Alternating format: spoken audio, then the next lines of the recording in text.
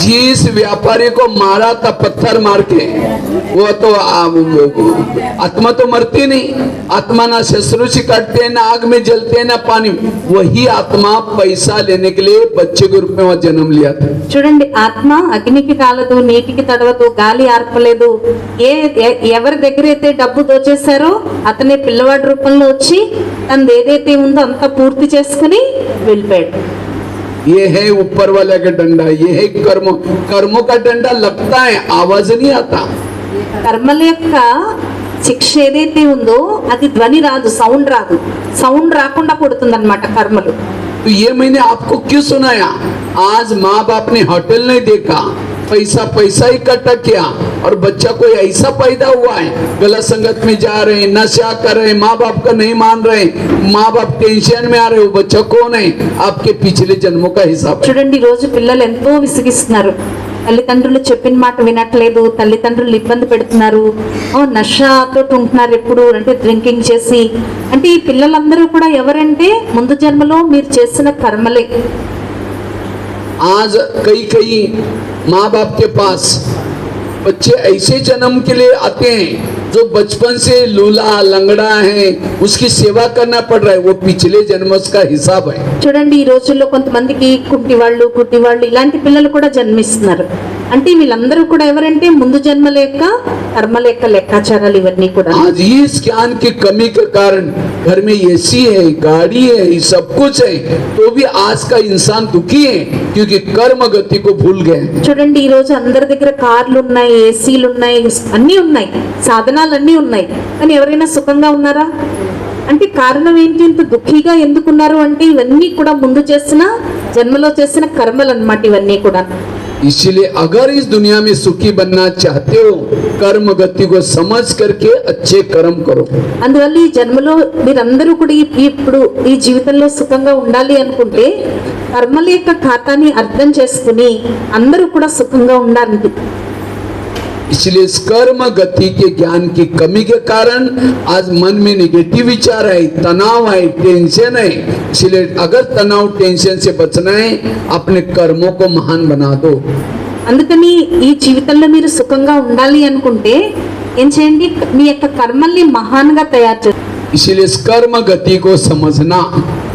అందువల్ల కర్మల గతిని అందరూ కూడా అర్థం చేసుకోండి. कर्मों की गति बड़ी गहरी है, गुई है. ये दुनिया में जो लोगों के सामने समस्या आ रहे हैं, कर पिछले जन्मों के कर, और ये ज्ञान नहीं है. इसीलिए कोई क्या करता है, दोषी समझ करके किसी को मार देता है, कोई सुसाइड कर लेता है, कोई नशा करता है. अगर ये ज्ञान होता तो कभी भी दुख अशांति ना होती. కర్మల యొక్క గతి తెలియని కారణంగానే కొంతమంది దోషి అయ్యి అందరినీ కొడతారు, కొంతమంది సూసైడ్ చేసుకుంటారు. ఎవరైతే కర్మల్ని బాగా అర్థం చేసుకుంటారో వాళ్ళు ఎప్పుడూ కూడా దుఃఖీగా అవ్వరు, ఎవరికి కూడా దుఃఖాన్ని ఇవ్వరు. आज कई क्या करते हैं, ऐसे कर्म करते. आजकल ऐसी मशीनें निकली हैं, गर्भ में बच्चे चेक करते हैं. आजकल बच्चों को कोई पसंद नहीं करता, तो क्या करते, हॉस्पिटल में जाएंगे, हॉस्पिटल के डॉक्टर को कहेंगे ये थोड़ा चेक करना है, तो उसको भी पैसा मिल रहा है. वैसे तो कानूनी अपराध है, तो उसको पैसा मिल. नर्स भी मिली है, डॉक्टर भी मिला हुआ है, मम्मी पापा भी मिले हैं. अब वो बच्ची भी नहीं कुछ कर सकती, वो लाज भी नहीं मार सकती. तुम लोग मेरे साथ क्या करें? उन्होंने चारों ने मिलकर के गर्भ को निकाला और कहाँ डाल दिया? कूड़ेदान में डाल दिया. कुत्ते ने उसको खींच के खा लिया. वो आत्मा तो मरी नहीं, वो आत्मा देखते मेरे साथ ऐसा किया. वही आत्मा अगले जन्म में उसी मम्मी का, पापा जी का, डॉक्टर का, नर्स का मर्डर करके कचरे में फेंक देते हैं. और ये सब देख करके हम कहते हैं एक व्यक्ति ने 4 को मारा. क्यों मारा? क्योंकि उसने गलत कर्म किए. చూడండి, ఈ రోజుల్లో ఏం చేస్తున్నారు, గర్భంలో ఎవరున్నారో అమ్మాయిని ఎవరు ఇష్టపడట్లేదు, అబ్బాయిలే కావాలి. ఏం చేస్తున్నారు, డాక్టర్లు కూడా డబ్బు కావాలి. మిషనరీలను బట్టి మిషనరీలు కూడా ఎలాంటివి వచ్చేస్తాయి, ఎవరేంటో చెక్ చేస్తే తెలిసిపోయే మిషనరీలు వచ్చేసాయి. అందులో చెక్ చేసి ఏం చేస్తున్నారు, డాక్టర్తో కలిసి బయటికి తీసేస్తున్నారు, దాన్ని తీసుకెళ్లి చెత్త కుండీలో పడేస్తున్నారు. ఆత్మ అయితే చనిపోదు, అందులో ఆత్మ ఉంటుంది, అది తీసుకెళ్లి ఏ కుప్ప లాగేస్తుంది. ఆ ఆత్మ ఎంత శిక్ష అనుభవిస్తుంది, ఎంత బాధపడుతుంది. మళ్ళీ జన్మలో మళ్ళీ వీళ్ళ కడుపునే పుట్టి ఆ ప్రతీకారం తీర్చుకుంటుంది. అందుకే చూడండి కథలు మనం ఇందులో కూడా న్యూస్ పేపర్లో కూడా చూస్తూ ఉంటాం. ఫలానా వాళ్ళు మా తల్లిని తండ్రిని అందరినీ కూడా చంపేశారు, ఒక వ్యక్తి నలుగురిని చంపేశారు, ఇలాంటివన్నీ మనం చూస్తున్నాం. అంటే ఏంటి, ఇలాంటి ప్రతీకారాలన్నీ ఇలా తీర్చుకుంటూ ఉంటారు. इसलिए इस कर्म गति को समझो, कभी भी हमें तनाव टेंशन नहीं आएगा, कभी भी निगेटिव, और आगे चल करके बहुत सारी बातें आने वाली है, लेकिन अपने आप को कभी डिस्टर्ब नहीं करो. आजकल कई डिप्रेशन जा रहे हैं. अभी मैं पंजाब में एक जगह पर गया था, एक शहर में 3000 लोग डिप्रेशन पेशेंट. क्यों डिप्रेशन हो रहा है? कर्मों का ज्ञान नहीं है. कईयों को लगता है मेरे साथ अन्याय हो रहा है. इस दुनिया में कोई किसी के साथ अन्याय नहीं हो रहा है. जो कुछ हो रहा है कर्मों के हिसाब अनुसार हो. కర్మల యొక్క అనుసారంగానే అందరినీ కూడా ఇప్పుడు ఎక్కువ ఖాతాను అనుభవించేస్తున్నారు. ఎవరికి వాళ్ళకే కర్మల మీద అటెన్షన్ ఉంటే ఇలా జరగదు. అందుకే ఈ కర్మల కారణంగానే అందరికీ కూడా చింతలు పెరిగిపోతున్నాయి, సమస్యలు పెరిగిపోతున్నాయి. నేను మొన్న ఒక రోజు పంజాబ్ వెళ్ళాను. పంజాబ్లో 3000 మంది డిప్రెషన్ పేషెంట్లు ఉన్నారట. అంటే మానసిక చింతలతోటి. ఎందుకు ఈ డిప్రెషన్ కేసులు ఎందుకు పెరిగిపోతున్నాయి అంటే ఇవన్నీ కూడా కర్మల యొక్క లెక్కాచారాలు. इसलिए इस कर्म के हिसाब को समझ करके चलना ये वर्तमान समय बड़ी आवश्यकता है. అందుకని కర్మలపైన అటెన్షన్ పెట్టి నడవటం వర్తమాన సమయంలో చాలా చాలా అవసరం. इस दुनिया में जो बोएंगे वही काटना पड़ता है.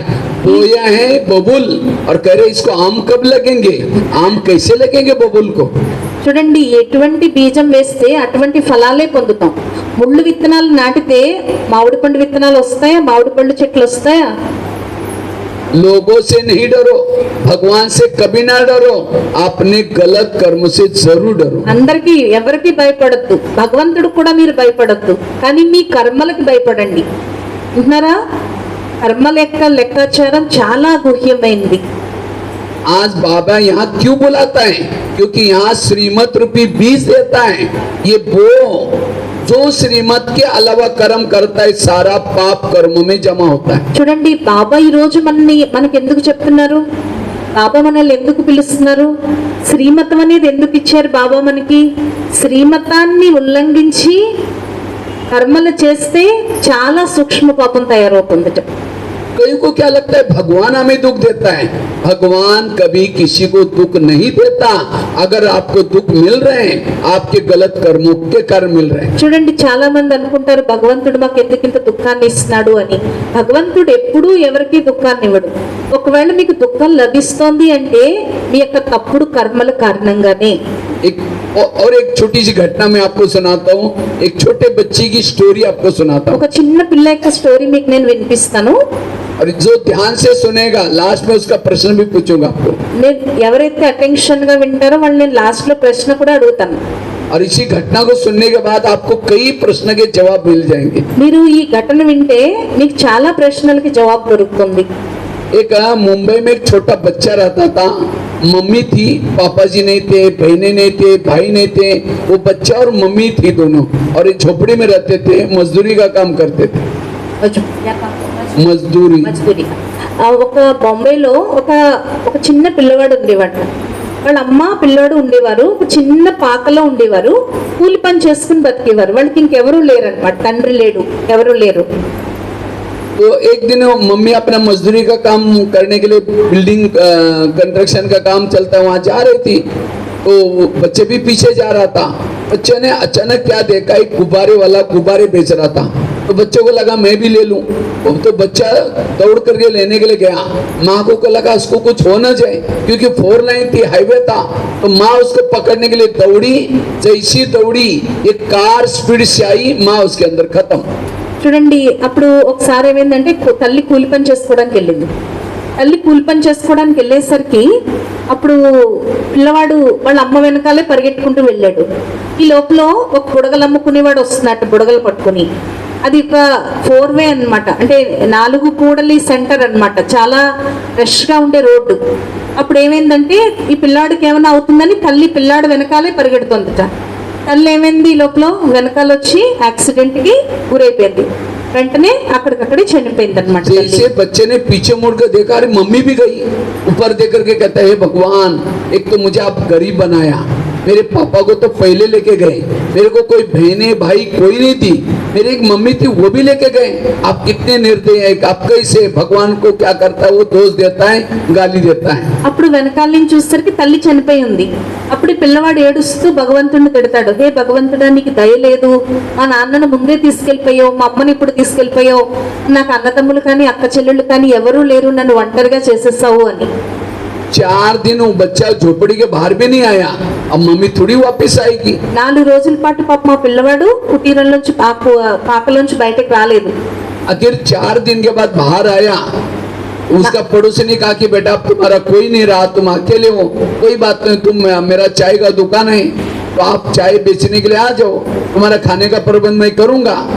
అప్పుడు ఆ ఎదిరింటి వాళ్ళు అన్నారు, ఏం పర్వాలేదు, నీకెవరూ లేరు కదా, మేము ఉన్నాం, అది ఒక టీ దుకాణం ఉంది, ఆ టీ దుకాణంలో నువ్వు టీ అమ్ముకుంది కానీ నీకు భోజనం ఏర్పాట్లు అన్ని కూడా మేము చేస్తాము అని చెప్పారనమాట. बच्चा रोज जाता है। एक दिन उस बच्चे से गलती से ग्लास कांच का टूट गया, फट गया। उस समय वो चाय वाला इतना डांटता है। बच्चा जब शाम को आता है कहता है भगवान मैं जहाँ भी जाता हूँ आप मुझे दुखी देते हैं। हाँ, आखिर परेशान हो गया वो। అప్పుడు ఒక రోజు ఏంటంటే టీ దుకాణంలో గ్లాస్ పగలు కొట్టేస్తాడు. అప్పుడు ఆ యజమాని తిడతాడు ఇతన్ని. తిట్టేసరికి అప్పుడు ఈ పిల్లవాడు భగవంతుడిని తిడతాడు, భగవంతుడా నాకు ఎక్కడికి వెళ్తే అక్కడ నువ్వు నాకు ఇదే చూపిస్తున్నావు, ఎక్కడ పడితే అక్కడ నాకు దుఃఖాన్నే ఇస్తున్నావు, నా మీద నువ్వు దయ చూపించట్లేదు అని. एक दिन चाय बेच रहा आ रहा था, किसी ने कहा ये झोपड़ी तुम्हारी मम्मी को दी थी, अब मम्मी तो चली गई, तुम्हें इसको खाली कर, अब रहने का भी प्रॉब्लम आ गया। ఒక రోజు ఏమైందంటే ఆ చాయ్ దుకాణం వాడు ఆ కుటీరంని అంటాడు, ఆ పాకని అంటాడు, ఇది మీ అమ్మ ఉండడానికి ఇచ్చాను, మీ అమ్మ వెళ్ళిపోయింది కదా, ఇంక నువ్వు ఇందులో ఉండడానికి లేదు, ఖాళీ చేసే అన్నట్ట. అంటే అది కూడా పోయింది. आखिर उस बच्चे ने शादी की, पत्नी आई, वो भी झगड़ा लो आई। ఆఖరికి ఆ పిల్లవాడు పెళ్లి చేసుకున్నాడు. ఆ భార్య కూడా బాగా దెబ్బలాట్టుకోరు అనమాట. आखिर उस बच्चे सब टेंशन देख करके टेंशन में आया, शराब पीना शुरू कर दिया। ఆ పిల్లవాడు ఇంకా టెన్షన్ లోకి వచ్చేసాడు, తాగడం మొదలు పెట్టాడు. आखिर उसने खुद का एक चाय का दुकान चालू किया। ఆఖరికి అతను ఒక టీ దుకాణం స్టార్ట్ చేశాడు. तो एक दिन चाय बेच रहा था, इतने में 10-12 लोग आए, कहा कि हमको चाय चाहिए, चाय बना कर दिया। जैसे चाय पी करके जाने लगे, बच्चा कहता मेरा चाय का पैसा दो। जैसा पैसा मांगा वो 10-12 लोगों ने इतनी उसकी पिटाई की, बेहोश करके सामान बिखर करके चले गए। అప్పుడు ఒక రోజు ఒక 10 మంది వచ్చారు, టీ పెట్టమన్నారు, టీ పెట్టించాడు. ఇచ్చేసరికి 10 మంది డబ్బులు ఇవ్వకుండా వెళ్ళిపోతున్నారు. నా డబ్బులు నాకు ఇవ్వండి అని బలవంతం చేసరికి ఆ 10 మంది ఇతన్ని చితక్కొట్టేశారు, స్పృహ తప్పి పడిపోయేలా చేసేసారు. उसका सामान बिखर करके ఆ मार సామాన్లు पिटाई కూడా करके चले విసిరేశారు गए। మొత్తం. मार पिटाई करके चले गए।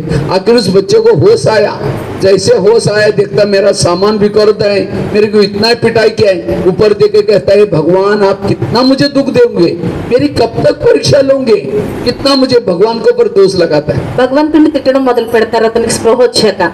ఏ భగవంతుడా ఇంక నన్ను వదలవా, ఇంక ఇలా నాకు దుఃఖాన్ని ఇస్తూనే ఉంటావా, నా మీద నువ్వు దయ చూపించువా అంటున్నావు. आखिर वो उसको लगता पत्नी थोड़ा सहयोग देगी, इसीलिए वापिस घर में गया और पत्नी को कहा आज मेरे साथ ऐसा हुआ, मार पिटाई 10-12 लोगों ने की, मेरा सामान भी बिखर दिया। जैसे पत्नी को कहा वो और ही कहते तुम ही ना लगी, तुमने ऐसा किया होगा, उसको और ही डांट लगाती।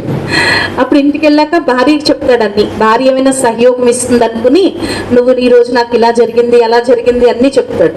చెప్పేసరికి భార్య ఇంకా తిట్టడం మొదలు పెడుతుంది, నువ్వు ఎందుకు పనికిరాని వాడివి, అయోగ్యుడివి, అందుకే నీకు ఇలా జరిగింది అంటున్నావు. आखिर वो सो रहा था, खिड़की खुली थी, ऊपर चंद्रमा दिखाई पड़ रहा था। वो चिंतन करता सोता है कि भगवान आखिर मेरी कब तक परीक्षा लोगे, मुझे कितना दुख देंगे, ऐसा करके दुखी होकर के सो गया। అప్పుడు ఇలా కిటికీ తెరిచి ఉంటుంది, అప్పుడు చంద్రుడిని చూస్తూ మాట్లాడతాడు, భగవంతుడా నాకు ఇంకా ఎంతకాలం పరీక్షలు పెడతావు, ఇంకా ఎంతకాలం నాకు దుఃఖాన్ని ఇస్తావు అని అలా ఆలోచిస్తూ ఆలోచిస్తూ నిద్రపోతాడు. आखिर रात को 3-3:30 के बीच में बाहर से आवाज आता है खिड़की से, बेटा उठो, बेटा उठो। वो बच्चा हड़बड़ी में उठता है, कहता है कौन है अंधेरे में। అప్పుడు 3-3:30కి సరిగ్గా మెలకు వస్తుంది ఆ పిల్లవాడికి. మెలకు వచ్చేసరికి బచ్చే లే అని మెలకు మాట్లాడతారు ఎవరో కిటికీ బయట నుంచి. ఇలా ఉలిక్కిపడి లేస్తాడు, ఎవరు నాతో మాట్లాడుతున్నారు, ఎవరెవరు అంటున్నావు. तो बाहर से आवाज आता है, बेटा मैं तुम्हारा पिताजी हूँ। कहता मेरा पिताजी, वो तो पहले मरा हुआ है। फिर आवाज आता है नहीं मैं तुम्हारे आत्मा का पिता परमात्मा हूँ। అప్పుడు పిల్లవాడికి బయట నుంచి మాటలు వినిపిస్తాయి, నేను మీ నాన్నని అంటాడు. ఆ నాన్న ఎప్పుడో వెళ్ళిపోయాడు అంటాడు. లేదు నేను ఆత్మల తండ్రిని పరమాత్మని అని చెప్తారు. तो बच्चा कहता अच्छा भगवान मैं आपसे बात ही नहीं करूंगा, आपने कितना मुझे दुख दिया.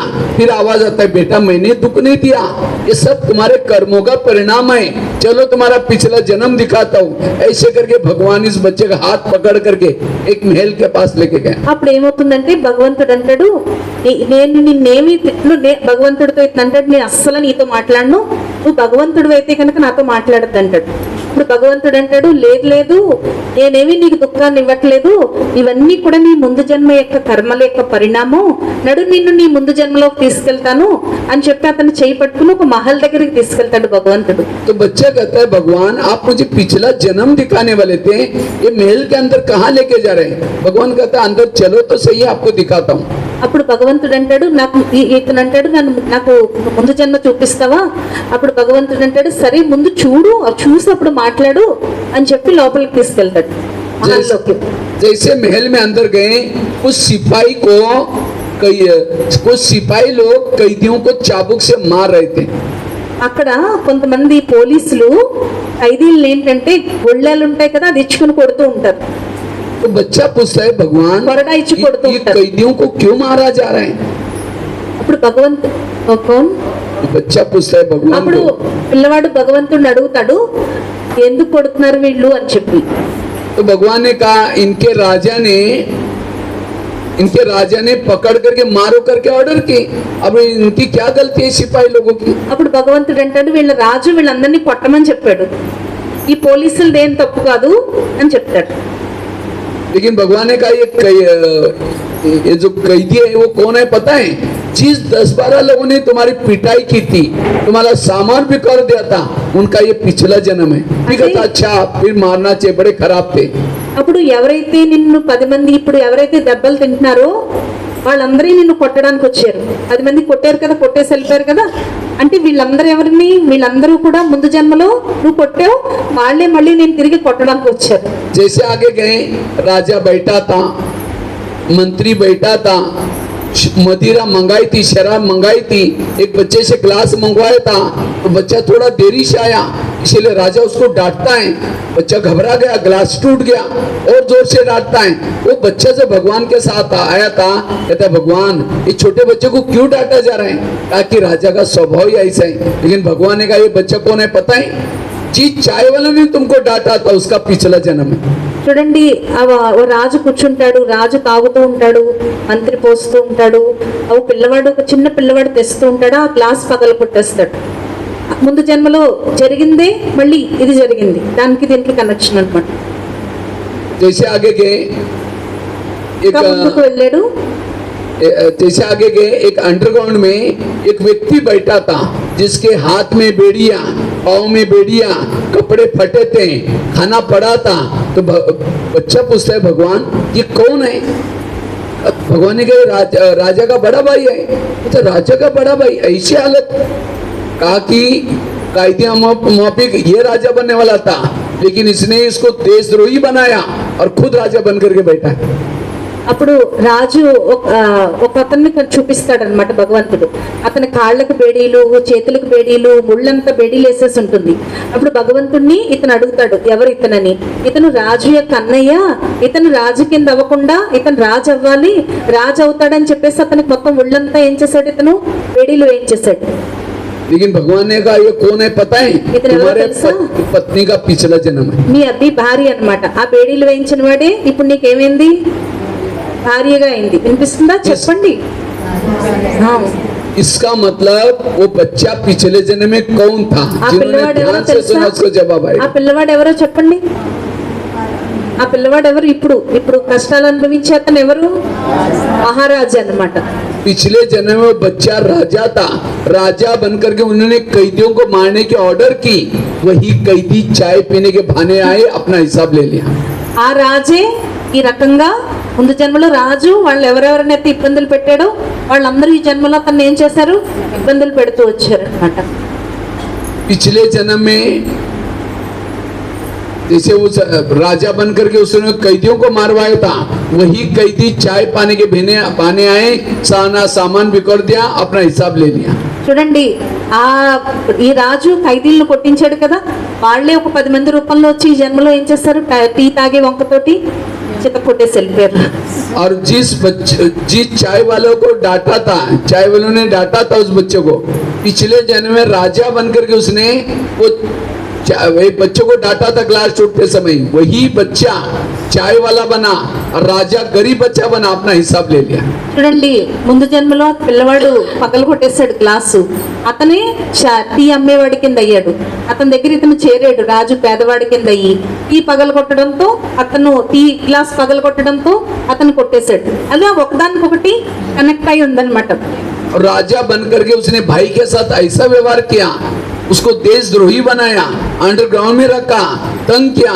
वही भाई की आत्मा अगले जन्म में पत्नी के रूप में आई, रोज झगड़ा चलता था दोनों का. చూడండి, అన్నయ్యని బేడీలతో పెట్టేశాడు. తన అన్నయ్యని, రాజు అన్నయ్యని ఏం చేశాడు, దేశద్రోహి కింద చేశాడు.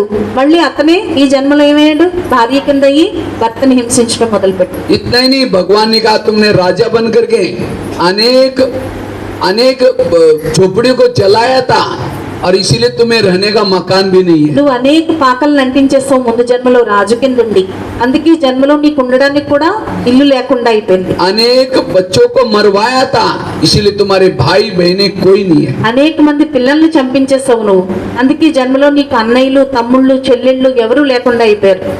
कि उस बच्चे के जीवन में दुख क्या भगवान ने दिया, उसने कर्म ऐसा किया, उसका फल उसको मिल गया, इसीलिए दुखी परेशान बना था. కర్మలు ఇటువంటివి చేసావు, అందుకే నీకు ఇంత దుఃఖం, ఇన్ని చింతలు, ఇన్ని సమస్యలు ఎక్కువైపోయాయి.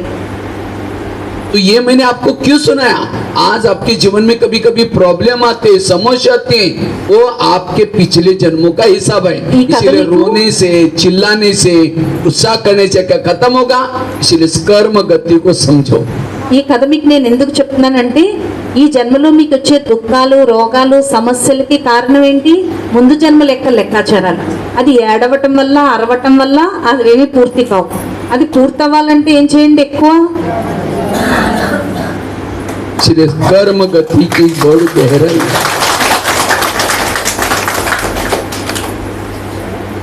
कई क्लास सुनते सुनते आंखें बंद है, अगले जन्म में क्या बनेंगे फिर. కొంతమంది కూర్చుని నిద్రపోతున్నారు శుభ్రంగా, వాళ్ళు వచ్చే జన్మలో ఏమవుతారు. हाँ, ये सब महाभारत रामायण यहाँ की बातें.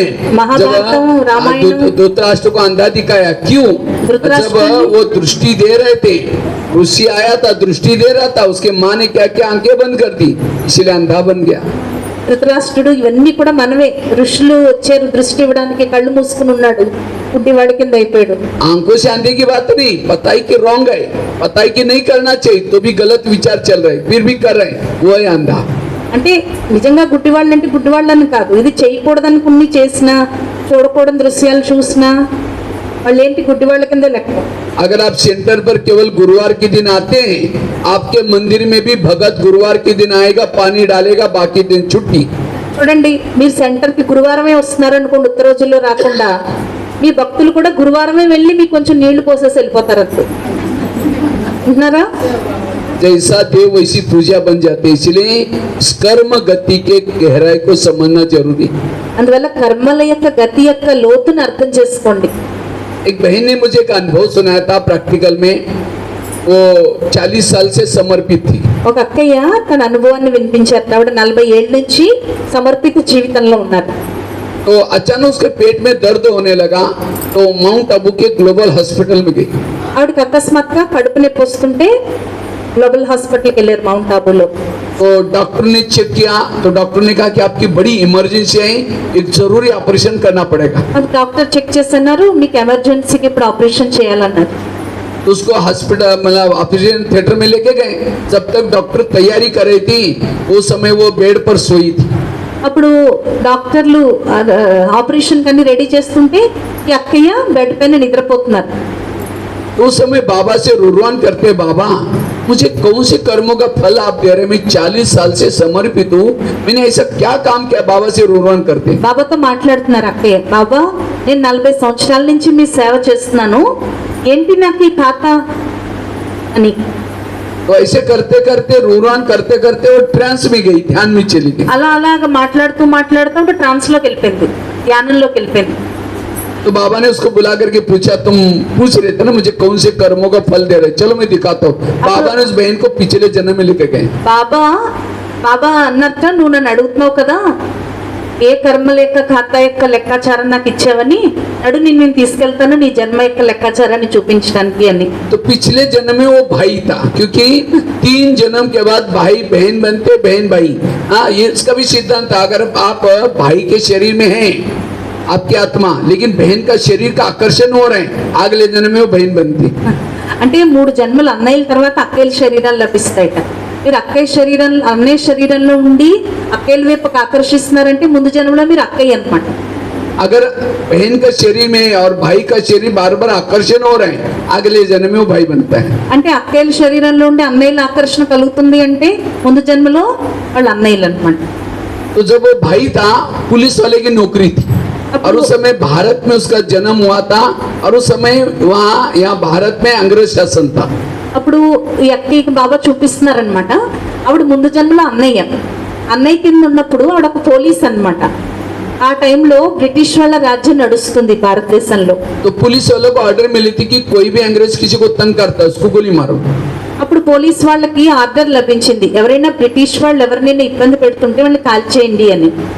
तो एक अंग्रेज किसी को तंग करा था, तो उस पुलिस वाले ने गोली मारी।